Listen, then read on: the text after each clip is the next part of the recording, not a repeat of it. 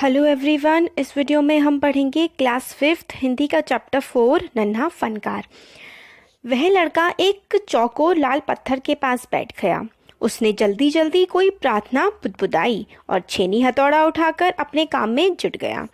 तो एक बच्चा है, छोटा लड़का, जो एक चौकोर मतलब जो 4 कोने होते हैं जिसमें ऐसे लाल पत्थर पर वो बैठ गया और जल्दी जल्दी से उसने जो है अपनी कोई प्रार्थना, भगवान के लिए कुछ उसने बोला होगा, प्रार्थना धीरे धीरे से बोली। और छेनी हथौड़ा, छेनी होती है देखिए जिससे कुछ चीज़ को ठोका जा सकता है, और मतलब छेनी से देखिए इसमें, हाँ ये देखिए, ये जो है ना बच्चे के इस वाले हाथ में, एक हाथ में बच्चे के छेनी है और जो हाथ ऊपर की तरफ है उसमें हथौड़ा है। तो छेनी हथौड़ा उठाकर वो बच्चा जो है अपने काम में जुट गया।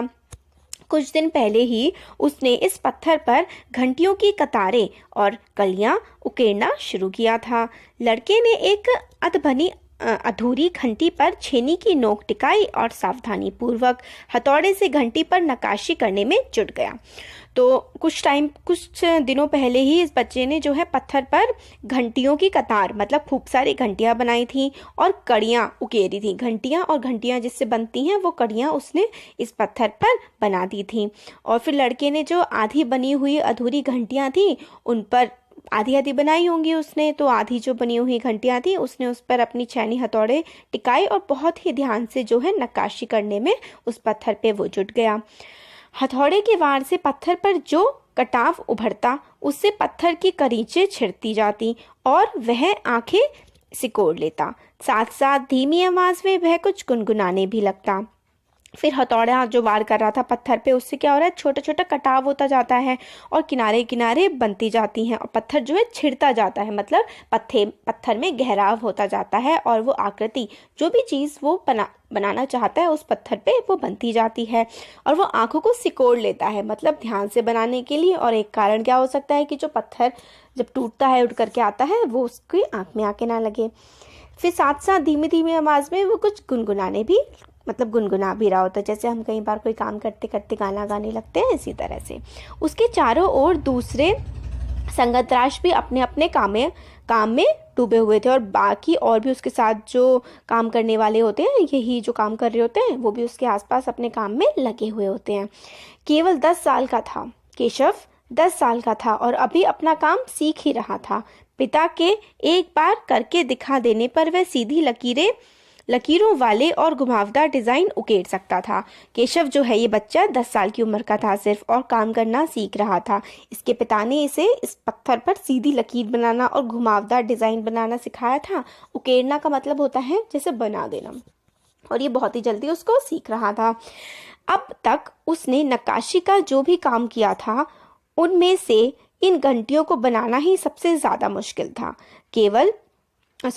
केशव जानता था कि एक दिन तो ऐसा जरूर आएगा जब वह बहुत बारीक जालियां, महीन नफीस बेलबूटे, कमल के फूल, लहराते हुए सांप और इठलाकर चलते हुए घोड़े, ये सब पत्थर पर उकेर पाएगा, ठीक उसी तरह जैसे उसके पिता बनाते हैं। तो फिर केशव खुद को कॉन्फिडेंस में रखता है, मतलब कि उसे कॉन्फिडेंस होता है खुद पे कि वो, जैसे अभी तो उसकी सबसे मुश्किल जो उसने पत्थर पर डिजाइन उकेरा है वो अभी घंटी है, आगे जाकर वो जानता था कि वो बेल बूटियां, बहुत अच्छे अच्छे फूल, लहराता हुआ सांप, बहुत सारी तरीके की आकृतियां वो पत्थर पर उकार सकेगा, बना सकेगा, जैसे कि उसके पिता बनाते हैं। कई साल पहले जब वह पैदा भी नहीं हुआ था उसके माता पिता गुजरात से आगरा आकर बस गए थे।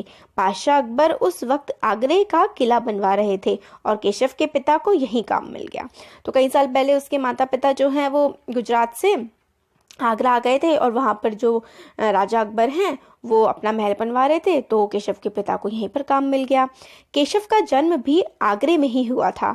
उसे गुजरात की पुश्तैनी गांव जाने का तो कभी मौका ही नहीं मिला। आगरे की गलियां और अब सीकरी, बस यही उसका घर था। तो अपने पुश्तैनी गांव कभी नहीं गया था और आगरे में ही वो लोग अब बस गए थे। चारों ओर हो रही छेनी हथौड़ों की ठक ठक खड़खड़ के बीच केशव को किसी के कदमों की आहट भी न सुनाई पड़ी, इसलिए अचानक कानों में एक आवाज पड़ने पर वह चौंक गया। माशाअल्लाह, ये घंटियां कितनी सुंदर हैं, तुमने खुद बनाई हैं। तो फिर वो मतलब अपने काम में डूबा हुआ था और छेनी हथौड़ों की आवाज इतनी तेज होती है कि आसपास क्या हो रहा है उसको कोई सी बात की किसी आहट की आवाज़ नहीं आई। फिर पीछे से उसके कान में एक आवाज़ पड़ी कि मतलब माशाल्लाह कितनी खूबसूरत ये घंटियां हैं जो तुमने बनाई हैं, क्या ये तुमने खुद बनाई हैं? जो आवाज़ थी उसने केशव से पूछा। पीछे मुड़कर केशव ने आंखें उठाई तो उसने एक आदमी देखा। बेशक मैंने ही ये घंटियां बनाई हैं, क्या मैं आपको पत्थरों पर नक्काशी करता नजर नहीं आ रहा? देखते नहीं, मैं ही पत्थर को तराश रहा हूँ, केशव ने बड़ी तल्खी से जवाब दिया। तो केशव ने कहा, क्या आपको दिखता नहीं है कि मैं बना रहा हूँ? मैं मेरे हाथ से बन रही हैं, आपको दिख रहा है तो मैंने ही बनाई है घंटियां। दिखता तो है, पर तुम इतने छोटे लगते हो ना, वह आदमी हंसते हुए बोला। फिर केशव बोलता है, मैं 10 साल का हूँ। फिर 10? अच्छा, वह आदमी पास पड़े पत्थर पर बैठे हुए बोला, तब तो काफ़ी बड़े हो। मैंने तो 13 साल की उम्र में एक लड़ाई में हिस्सा लिया था। फिर वो जो है आदमी वो बोलता है कि जब मैं 13 साल का था तब मैंने एक लड़ाई में हिस्सा लिया था। अब केशव उस आदमी को अच्छी तरह देख पा रहा था। उसकी उम्र रही होगी 30 के ऊपर। कद मंझोला था। वह सफ़ेद अंग रखा और पजामा पहने हुए था। उसके लंबे बाल गहरे लाल रंग की पगड़ी और अच्छी तरह से ढके हुए थे। लगता है कोई बड़ा आदमी है। केशव ने उस आदमी के गले में पड़ी बड़े बड़े मोतियों की माला और उंगलियों पर अंगूठियों को देखते हुए सोचा। तो वो जो आदमी था उसने बड़े अच्छे कपड़े पहन रखे थे और वो 30 से कुछ ज़्यादा उम्र का वो लग रहा था। तो इतने अच्छे कपड़े, गले में मोती की माला, तो केशव ने सोचा लगता है कोई बड़ा आदमी है। तीखी नाक, बड़ी बड़ी आंखें, होठों को ढकते हुए नीचे की तरफ आती घनी मूछें। केशव उस आदमी के व्यक्तित्व का मुआयना कर ही रहा था कि तभी उस आदमी ने एक नक्काशी की तरफ इशारा करते हुए कहा, इस लड़ी में अभी काम बाकी है। इससे पहले कि केशव कोई जवाब देता, उसने किसी के तेजी से दौड़कर आने की आवाज़ सुनी। तो फिर वो जो आदमी था वो बैठा हुआ था और वो उसकी नक्काशी को देख रहा था केशव की, और बोला नक्काशी को देखकर कि कोई जो लड़ी है उसमें काम बाकी है। अब जैसे केशव मतलब रिप्लाई कर पाता, जवाब दे पाता, कोई तेज से किसी के आने की आवाज़ सुनाई दी, दौड़कर आने की।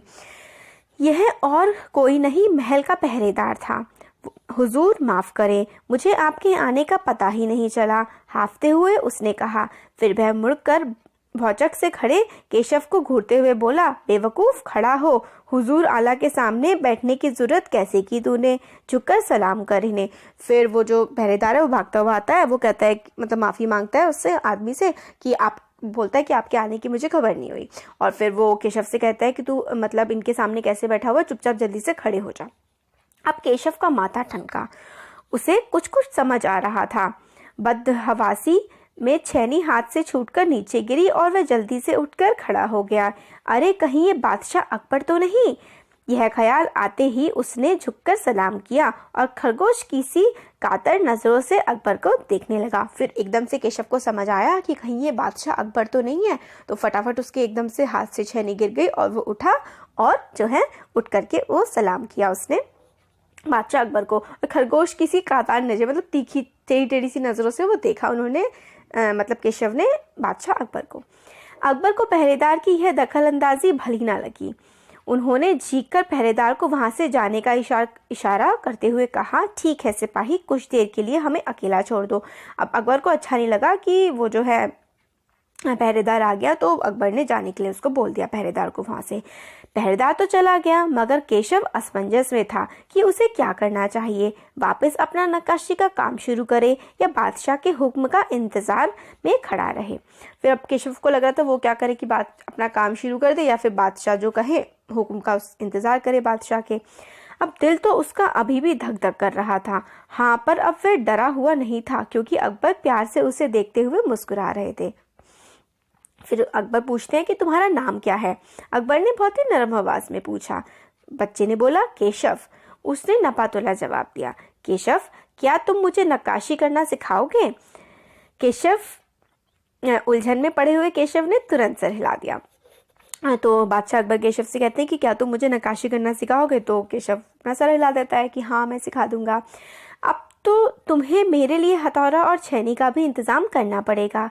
केशव फुर्ती से अपने पिता के पास भाग गया और उनका छैनी हथौड़ा उठाकर उल्टे पांव लौट आया। फिर केशव फटाफट गया, अपने पिता का छैनी हथौड़ा उठा करके ले आया। वहां पर दोस्ताना अंदाज में अकबर केशव के पास जमीन पर बैठ गए और पास में पड़े पत्थर को खींचते हुए बोले, ठीक है, आप बताओ कि मुझे क्या करना है।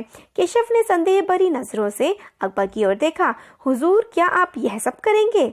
तो फिर मतलब बोलता है केशव कि क्या मतलब बादशाह, आप ये सारे काम करेंगे, सीखेंगे सच में? तो बादशाह अकबर बोलते हैं, क्यों नहीं, मुझे तो विश्वास है, मैं सीख ही लूँगा। फिर बोलते हैं, नहीं नहीं, मेरा मतलब ये नहीं था। केशव सकपका गया। दरअसल मैं कहना चाहता था कि आप इतने बड़े बादशाह हैं, ये ठीक नहीं लगता। केशव बोलता है, आप तो इतने बड़े बादशाह हैं, आप ये सब काम करेंगे तो अच्छा नहीं लगेगा। उसने कुछ अनमने भाव से कहा। अकबर हंसकर बोले, अच्छा, लेकिन कुछ हफ्ते पहले तो मैंने मिट्टी से भरी डलिया ढोने में किसी की मदद की थी, क्या यह काम उससे भी ज्यादा मुश्किल है? तो फिर वो बोलते हैं अकबर उससे कि मैंने तो एक मिट्टी से भरी डलिया तक ढोने में मदद की थी किसी की, तो ये काम क्या उससे भी मुश्किल है? अब केशव अभी भी असमंजस की स्थिति में था।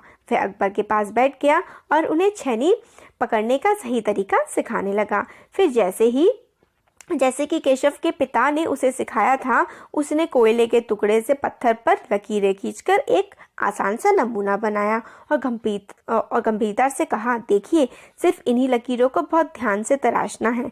तो उसने क्या किया, जैसे उसके पिता ने केशव को सिखाया था कि पहले कोयले से जो है पत्थर पर सारा जो बनाना है पैटर्न, जो चित्र बनाना है वो बना दो और फिर उसके ऊपर लकीरें खींचो छैनी हथौड़े से। तो उसने अकबर को इसी तरीके से सिखा दिया। अकबर ने पत्थर पर छैनी रखी और जोर से हथौड़े से वार किया, जिससे कटाव ज्यादा गहरा हो गया। अब अकबर ने थोड़ा तेज मार दिया तो कटाव ज्यादा गहरा पड़ गया। तो फिर जो केशव है वो बोलता है, अरे अरे नहीं नहीं। केशव ने तुरंत गलती पकड़ी। हथौड़े को आहिस्ता से मारना है, ऐसे उसने करके दिखाया। और हाँ, अपनी आंखें थोड़ी मीच कर रखना, वरना उड़कर किरचें आंख में चली जाएगी। अकबर मुस्कुराए और बोले, जी हजूर। फिर जवाब में केशव भी मुस्कुरा उठा। वह लगभग भूल ही गया था कि उसके बगल में बैठा यह व्यक्ति हिंदुस्तान का बादशाह है। एक अनाड़ी से व्यसक पर अपने काम की धाक जमाने में उसे मजा आ रहा था। वह बड़े ध्यान से देख रहा था कि अकबर किस तरह लकीरों को उकेर रहे हैं। बादशाह ने जरा सी भी चूक हो जाने पर फौरन उसकी तौरियां चढ़ जाती। तो वो बादशाह अकबर को जो है वो सिखा रहा था। तो बादशाह अकबर जब सीख रहे थे, वो उसमें उकेर रहे थे, तो बहुत ही ध्यान से केशव उनको देख रहा था। और अगर बादशाह जरा सा भी थोड़ा सा कुछ गलत कर देते थे तो उसकी तौरियां चढ़ जाती थी, मतलब उसकी जो आईब्रोज होती है ना वो ऊपर चढ़ जाती थी केशव की। काम करते करते अकबर पूछ बैठते, केशव सही नहीं है क्या? और केशव सिर हिलाकर अपनी असहमति जता देता। फिर जो है बादशाह उससे पूछते रहते थे बीच बीच में कि सही है नहीं है। तो सही होता था तो वो बता देता था, नहीं होता था तो भी बता देता था। अब फिर इसमें आगे है काम करते करते, हाँ ये वाला हो गया। अकबर इत्मीनान से बैठ गए और केशव को काम करते हुए देखने लगे। अपने काम में खोए हुए उन दोनों को इस बात का एहसास नहीं हुआ कि आसपास मौजूद दूसरे संगतकार उन्हें बड़े कौतूहल से देख रहे हैं। तो बाकी लोग जो है, ये बादशाह अकबर और बच्चा बहुत ज़्यादा ध्यान से अपने काम में लगे थे, तो उनको ये महसूस ही नहीं हुआ कि किस तरीके से बाकी सारे लोग उनको इतना घूर घूर कर देख रहे हैं। अकबर ने गौर किया कि केशव पत्थर पर बने नमूने को ही नहीं तराश रहा, बल्कि अपनी तरफ से भी उसमें कुछ जोड़ रहा था, जिससे वे डिज़ाइन ज़्यादा खूबसूरत लग रहे थे। तो अकबर ने ध्यान दिया कि बच्चा सिर्फ जो उसने पैटर्न बनाया है कोयले से, सिर्फ उसको ही नहीं बना रहा, अपनी तरफ से कुछ और अच्छी चीज़ भी जोड़ रहा है। इसकी वजह से जो पैटर्न है, जो डिज़ाइन है, वो ज़्यादा सुंदर लग रहा है।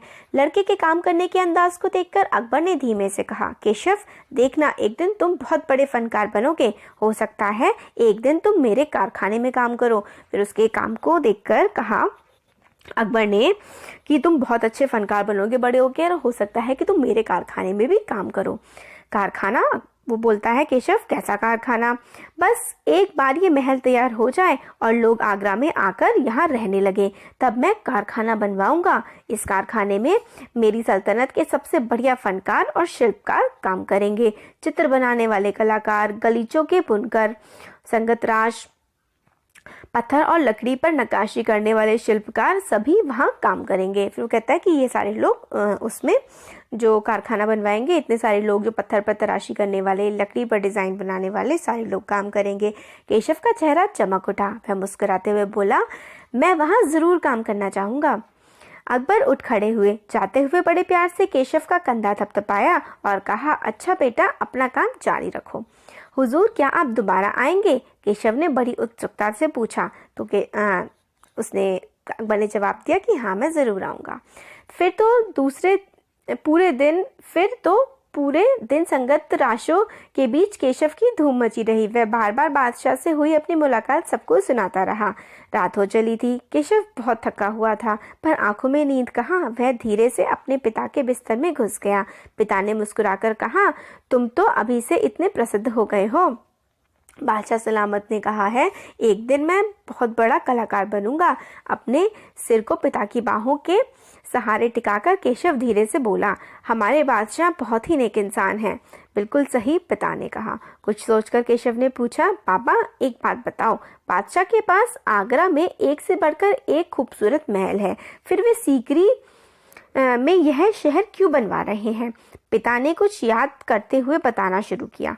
हाँ बेटा, बादशाह का आगरा बहुत सुंदर शहर है, पर सीकरी में नया शहर बनवाने का भी एक खास कारण है। मैंने सुना है जब बादशाह अकबर की कोई संतान नहीं थी, इस वजह से वे हर वक्त परेशान रहते थे। वे बहुत से साधु संतों और फकीरों के पास गए। भटकते भटकते बादशाह ख्वाजा सलीम चिश्ती के पास सीकरी आए। उन्होंने ही बादशाह को बताया कि उनके एक नहीं 3 संतानें होंगी, शहजादा सलीम, मुराद और दनियाल। केशव ने चहकते हुए कहा, बिल्कुल सही। तब शहजादा ने ख्वाजा सलीम चिश्ती के सम्मान में सीकरी में नगर बसाने का फैसला किया। केशव ने कहा, अच्छा अब समझा, इसलिए बादशाह अकबर ने अपने बेटे का नाम सलीम रखा है। हाँ, और इसी कारण हम यहाँ एक नए शहर के लिए पत्थरों को तराश रहे हैं। फिर बच्चा बोलता है, केशव उन्नीदी आवाज में बोला। पिता ने देखा कि उनका लाडला बेटा सो गया है। फिर वही है लास्ट में कि वह सीकरी में जो है बादशाह अकबर एक नया शहर बसा रहे होते हैं, और उसी के लिए ये दोनों वहाँ पर काम करने के लिए आए होते हैं, ये दोनों भी और बाकी सारे फनकार भी। तो ये जो चैप्टर है ये हमारा कंप्लीट हो गया है। अब देखिए क्वेश्चन आंसर्स अगर हम इसमें करते हैं तो काफ़ी बड़ा सा हो जाएगा मतलब वीडियो ना। तो क्वेश्चन आंसर्स हम अगली आने वाली वीडियोज़ में देख लेंगे। तो थैंक यू।